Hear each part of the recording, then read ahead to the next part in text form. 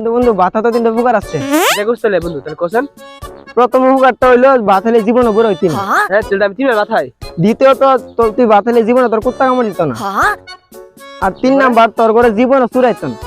বন্ধু আমার সাইবেলা বাতাম বসে বসে বাত নামতা বুঝছিস আমি যাইতাম আমার দিকে। হইনা যা কি কি তিনটা কথার ব্যাখ্যা হইনা যা। হ্যাঁ হ্যাঁ প্রথমত তুই হন তুই জীবনে কেড়ে বুড়ে হইতি না, কারণ তুই বুড়ে বার আগে মরে যাবি গা। হ্যাঁ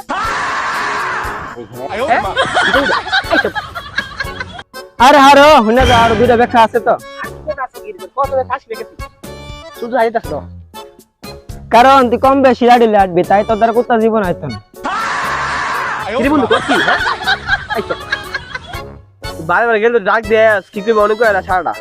হন তুই ভাত খাইলে তোর ভাই জীবনে চুরাইতো না, এটার ব্যাখ্যাটা কি জানাস তুই? কি কারণ তুই ভাত খাইলে সারাইতে হাজার থাকবি, তোর সব ঘুমাইতো না, তাই চুর হইতো না। কত ঠাস লেগেছে।